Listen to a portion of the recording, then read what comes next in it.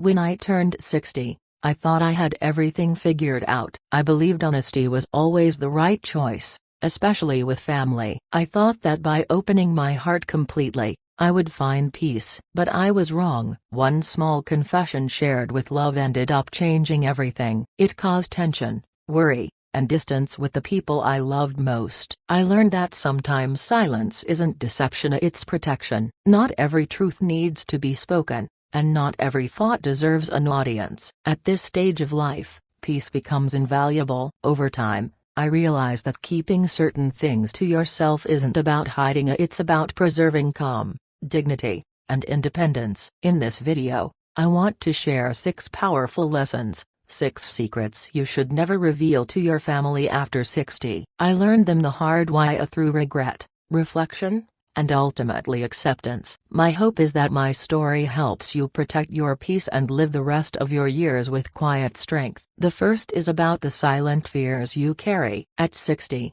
fear takes on a different shape. It's no longer about monsters under the bed. It's about thoughts that come at night, whispering questions you wish you didn't have to answer. Will my money last? What if my health changes? Who will be there when I can't manage on my own? One winter evening, I thought I was making a brave choice. I shared one of these fears with my daughter during a quiet tea, a calm moment when everything felt safe. I told her I was worried that my savings might not be enough. I didn't want to burden her, I just wanted to be honest. She listened, nodded, and said, "Dad, don't worry, I'll take care of everything." Her words were comforting, but what came next changed something between us. She began checking my bills, questioning my purchases, gently correcting how I handled things. All out of love, yeah, I know that now. But love mixed with fear becomes control. Over time, I began to feel smaller, like a child in my own home. The independence I had built over a lifetime quietly slipped away, and not because she wanted to take it,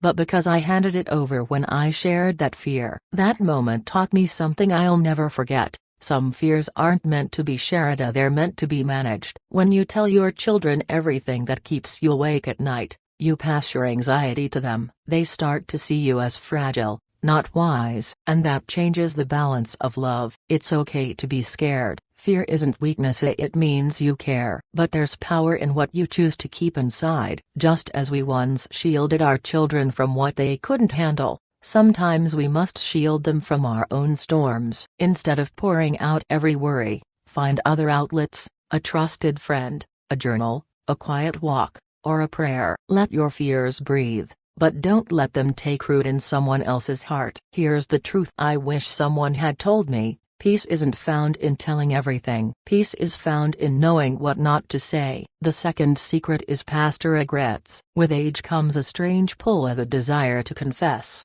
to make peace with our own past. Maybe it's the weight of unfinished conversations, or the hope that, by sharing the whole truth with our children, they'll somehow understand us better. I fell into that trap once. It was a quiet Sunday afternoon, and my son and I were talking about life choices, about how mistakes shape who we are. The moment felt right, so I told him something I had carried for decades. A decision I made in my 30s that hurt someone I loved deeply. He listened carefully, but I could see his eyes change from curiosity to confusion, and then distance. He didn't say much afterward. For weeks, he was polite but quiet. I realized he was processing not just my words but a new version of me. The father he thought he knew had flaws he wasn't ready to see. That night, I replayed our conversation over and over. I told myself honesty was right, but it didn't feel healing. It felt like I had reopened an old wound that didn't need to bleed again. That's when I learned a painful truth: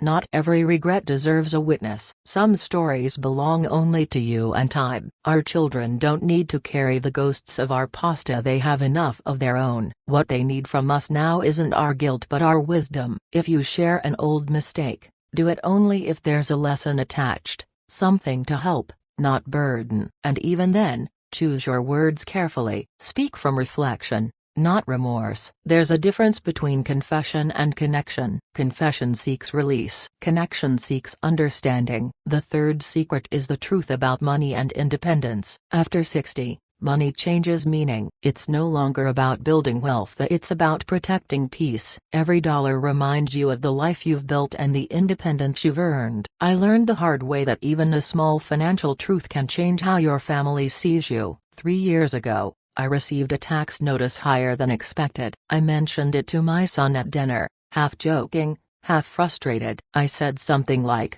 "If this keeps up, I'll be eating canned soup by next Christmas." He laughed at first, then stopped. The next morning, he called about my bank account. A few days later, he started helping manage bills and contacting my insurance company. It came from love, wanting to ensure I was safe. But I didn't feel safe. I felt small, like I had lost the right to steer my own life. Sharing financial worries can make people mistake vulnerability for incapacity. They don't mean harm, they just forget you've solved problems longer than they've been alive. I noticed subtle changes. My children hesitated suggesting restaurants, fearing expense. My daughter stopped letting me pay for family dinners. Even with the best intentions, every gesture reminded me I was no longer the provider. Eventually, I understood. Sharing every financial detail doesn't create connection, it creates caution. When you reveal worry, they see limits instead of strength. Money carries the story of years,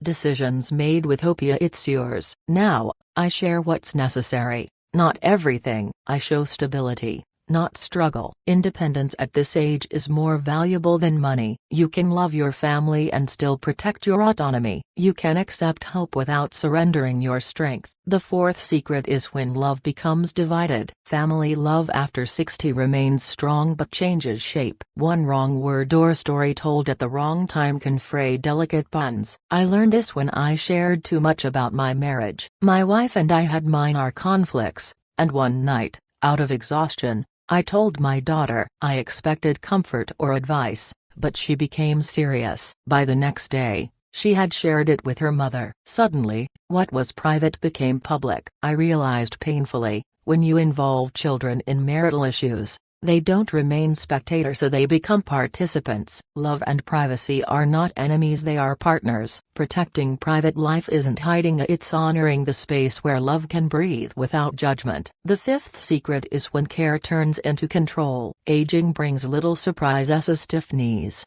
shortness of breath, misplaced glasses. Mention these, and concern can become control. I told my son about minor memory lapses, dizziness, and forgetting small things. He meant well, but soon it turned into constant monitoring. Love shouldn't erase autonomy. I learned to communicate differently, sharing management and strength, not weakness. You can accept care without being caged. The sixth secret is the dreams you still hold. At 60, many assume the story is written, but inside, we still dream. I long to travel the country by train with my camera. When I shared it with my children, their practical responses felt like stones in my chest. I learned to live my dreams quietly: small trips, weekend drives, local adventures. Slowly, my family realized I didn't need permission, I just needed presence. Dreams after 60 aren't luxuries, they're necessities. Protect them, nurture them quietly if needed. In the end,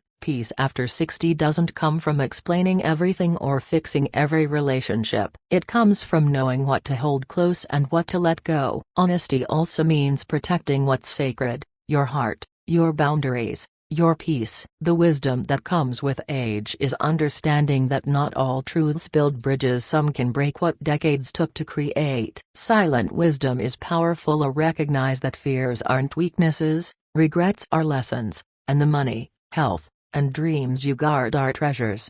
If I could speak to my younger self, I'd say, you don't owe the world every piece of your soul. You don't need to explain every scar. Peace is built moment by moment with kindness, thoughtful silence, and choices that honor your life. Life after 60 isn't an ending, it's a second act, quieter, wiser, and deliberate. Happiness whispers. Ask yourself, what deserves protection? What truth is yours alone? What dream still wants to breathe? Guard them, they are your soul's inheritance. Peace isn't given, it's created. You are defined not by what you've shared, but by what you keep sacred. Thank you for walking this path with me. Wherever you are in your story, remember, your life isn't over. Your peace has just begun.